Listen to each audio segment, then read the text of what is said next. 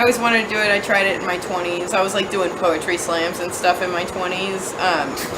And it took me ages, and like when I was 35 I was living in Argentina, and I started a storytelling show in English there, and I started getting braver about being in front of people. I studied theater when I was young, but I was never brave about saying my own thoughts in front of people unless they were written down already.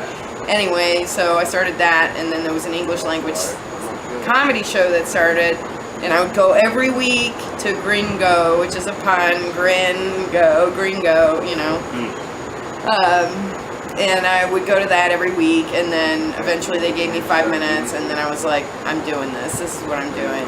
I have to do this, so.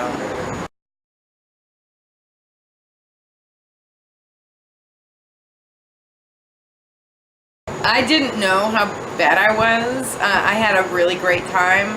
And in Argentina, unlike my life up until recently in Louisville, I had a huge kind of support community of expats and friends, So a lot of people supported me that night, and I got some laughs. I didn't really understand what to do, so every week I would write a new 5 minutes for quite a while.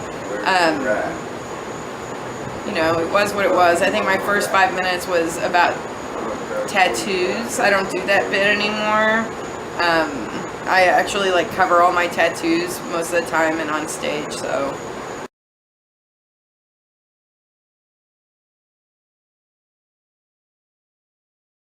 I had an Eddie Murphy record when I was growing up, and some of those bits are just in my head, like lifting weights, pressing weights, I don't know, these chunks that are there. But then, one time when I was in the mental institution, there was a Dennis Leary tape that I listened to that made me so happy in the mental institution. It depends on the moment. I really like James Adomian's Low-Hanging Fruit record. That one gets me in a lot of ways. That's where it gets me where I live.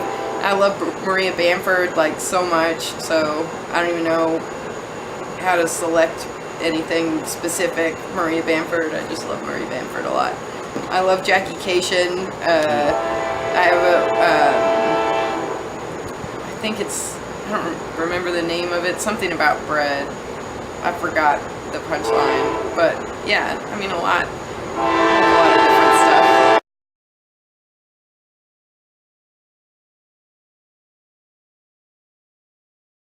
Kids in the Hall, you mentioned. Kids in the Hall was one of the first shows that I followed that was a sketch comedy show, and I loved it, and I still love it. They're brilliant. I love Chappelle's Show too. It's not a sitcom.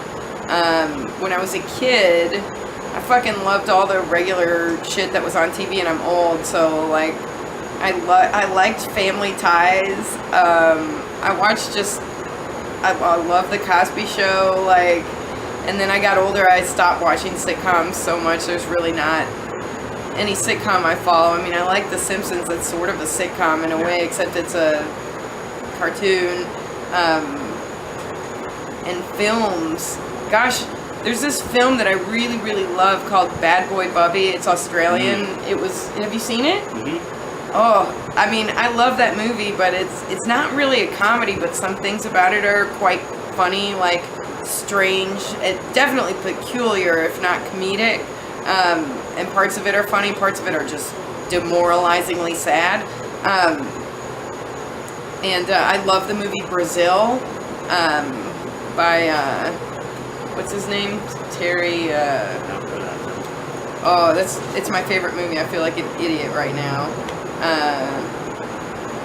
Anyway, the movie Brazil is that's my favorite all-time movie. And again, there's moments that are somewhat funny, but it's not a comedy,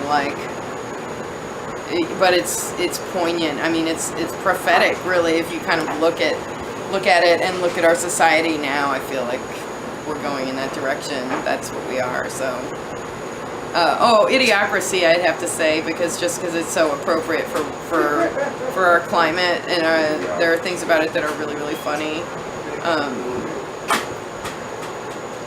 Yeah.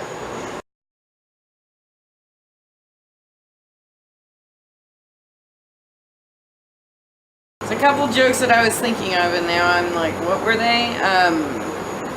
Shit. There's James Adomian's gay villains bit, which is so fucking funny. Definitely, like, check it out on Low Hanging Fruit. There was another joke that I was thinking of, I can't think of right now. Damn it to hell. I guess that's the one that I'm gonna say.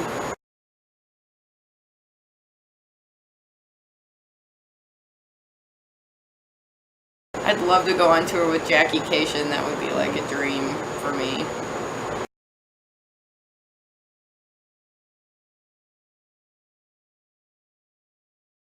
Greg Giraldo. I think Lori Kilmartin would be mad to have to roast me, but Lori Kilmartin. Who else? Oh, Gilbert Gottfried. Throw James Adomian on that roster, and Miss Pat.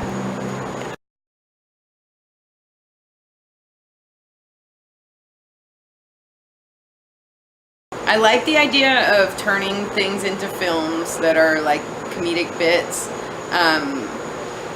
I also, I really like to write song parodies, which is really goofy, but I kind of want to do some more of that because it's a challenge and it's fun, and if you do it right, you can really kind of like delight and surprise people who recognize the song, which is kind of an instant gratification that you don't always get with comedy when you're trying to write a joke. Sometimes it takes a while to get there, and that's faster. It's fun.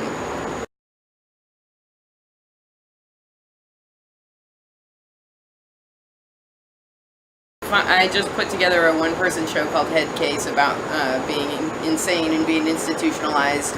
And so my plan is to start trying to find ways to expand that a little bit, maybe write a grant. I don't know. It doesn't sound like very comedy-like, but I feel like there's a lot of comedy in the show, and hopefully that would take me to new ways of performing that I don't know about yet. So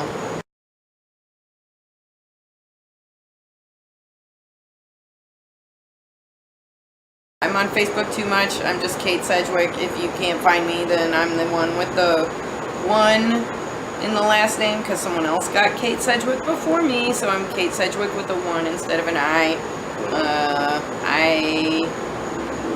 I do Instagram as KS Leatherwork, but very infrequently. It's not very funny. I have a website. It's katesedgwickcomedy.com.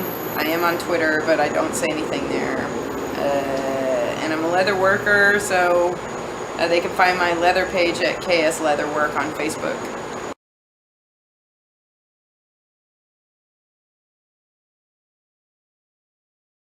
I mean, I want them to laugh first and foremost, especially for people who feel different, especially for being crazy or trans. Then hopefully they see my comedy and feel affirmed by the way that I am and the jokes that I make. And one time a gay trans man came up to me after a show and was like, "People don't know we exist, thank you." And I was just like, wow. I mean, that to me, that was the highest compliment. But so